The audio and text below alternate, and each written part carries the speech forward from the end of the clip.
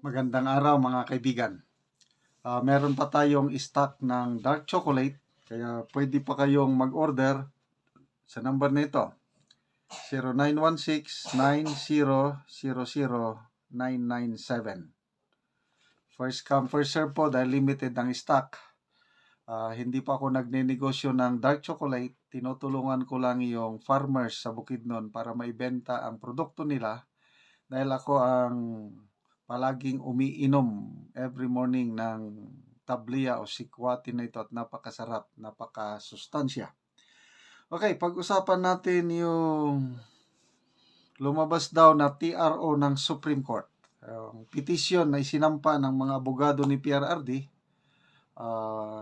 kinatigan ng Supreme Court temporary restraining order na wag munang gagalaw o yung pakikipagtulungan ng gobyerno natin sa ICC is wag muna kasi naisampa ng petition sa Supreme Court. Ang problema, nakasakay na sa eroplano si PRRD at saka si Secretary Medaldea. Ito, nasa loob na sila ng eroplano at so far, yung latest monitor ko, hindi pa naman nagte-take off. Ang tanong, makakahabol kaya itong TRO para ipakita doon sa, I don't know, kay General Torre ba o sa mga pulis? So, sayang kung ano.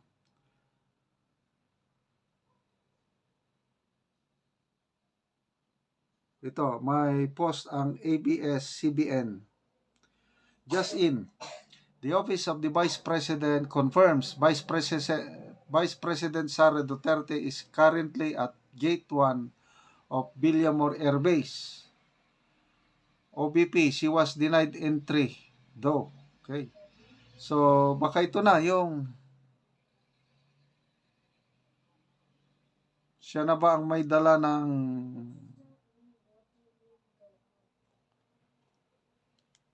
sayang kung hindi may habol kasi pag madala na ang Pangulong Duterte sa Netherlands, wala na. I don't know kung itutuloy pa ba ang pagdinig doon sa naisampang kaso o petisyon. Sige, tingnan ko muna yung kana. So, hindi papasukin si BP Sara doon sa Villamor Air Base. So, ibig sabihin, hindi pa naka-take off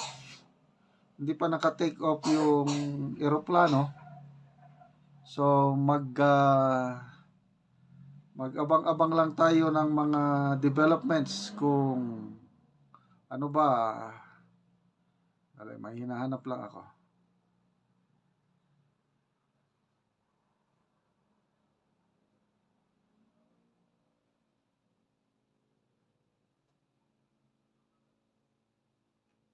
Ito, yung post ni Optic Politics. Breaking news. The Supreme Court granted the TRO petition of President Duterte and Bato de la Rosa, according to Attorney Raul Lambino. Kaya ang problema, wala yung TRO, yung actual copy ng TRO. Hindi alam kung sinong may hawak. Dapat maipakita ito sa PNP ba, kay General Torre o kung sino man ang nandun sa eroplano. So magbasa lang tayo sa comments. Too late, sinasabi ng iba. Sayang. Too late, the hero. Ano pa?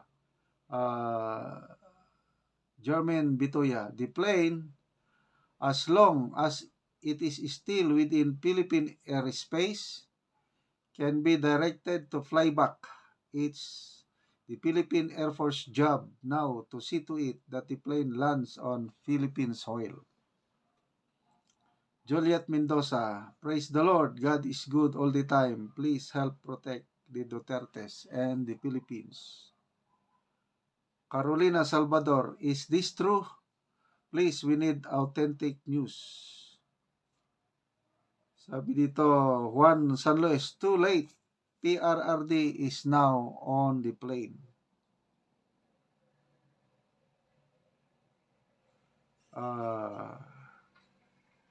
Tony Laksamana, Alhamdulillah. Please serve immediately before they can bring Tatay Digong to the Netherlands. Eduardo Saison, please question the legality of the alleged ICC order and examine thoroughly its signatures appearing therein. Too late, the hero. Sayang. Benny Miranda, our judiciary is working. Yes. Kasi kapapay lang kanina 4:27 ng hapon. So, malapit nang mag-close ng opisina. Alas 5, no? Tapos, inaksyonan ka agad. Nagkaroon ng raffle. Then, ito na, balita ni Attorney Raul Lambino na may TRO na.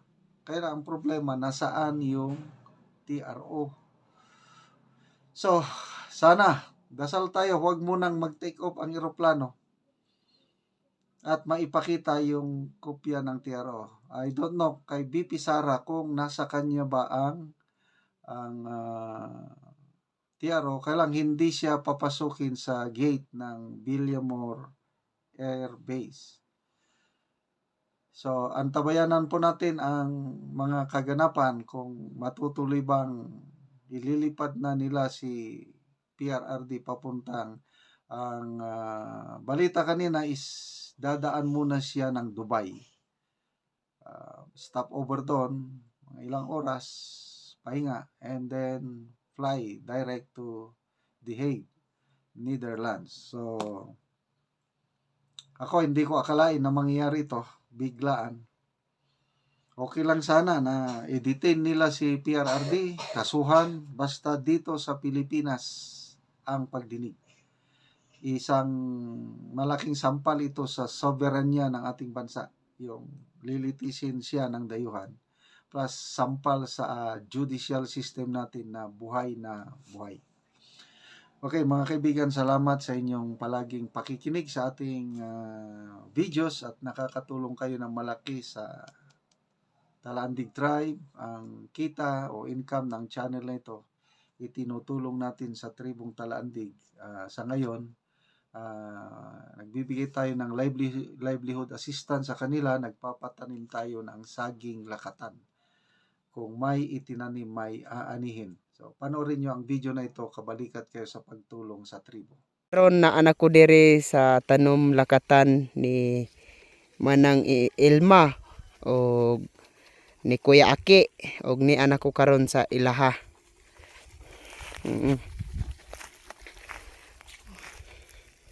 So nagbutang karon sila og puradan. O unsa man ang gibutang nimo nga puradan, pang unsa man na siya? Para nis insekto. Pampatay sa insekto. Oh, kay makuan man og insekto og dili butang ag puradan. Oo, para nga dili magkasakit. Oh, para way kuan nga sakit ba. Oo. O mo na ni ang ilang saging lakatan. So kuan siya para nga tungod sa limpyo. So tambok gyud ang inyong saging lakatan. Oh. So sa isa ka bulan kaduha mag-abono. Kadua. So gawa sa abono naapagid puradan nga gibutang. Lagi. Para man sa insekto ni. Pila ni tanan ang inyong saging? Kuan ni tanan kang 140 tanan. Tanan 140. Oh. So daghan-daghan gyud. So hinlo pod. Hinlo. So padayon gyud mo sa paghinlo ani. Padayon gid ni kay para kuan maka hawas ta sa kalisod ba og mo harvest na ta. Oo, makahawas na ta sa kalisod kung makaharvest na ta. Oo. So 140 tanan. So luag-luag gyud ang ilang tanom og hinlo pod. So unsa ang inyong maistorya bahin sa padayon sa pagsuporta sa abono og sa paghatag sa puradan og uban pa nga magamit diya sa saging? Unang-una daghang salamat sa Ginoo kay og dili ta turukan sa tinanom. Oo. Og unang-una pod dako pong pagpanalamat sa nagtan-aw pod sa YouTube nga kani ang puradan nga ilang gihatag sa amo. Dako among pagpanalamat pod nga nakatabang pod sa amo ang mga tinanom og usa pod sa paghatag nila sa abono. Dako pod kayo among pagpanalamat kay tungod kay ni uswag ang among tinanom tungod sa ilang pagtabang sa amo. Dakong salamat sad sa nagtan-aw sa YouTube. Mura na akong maingon. Sige, salamat.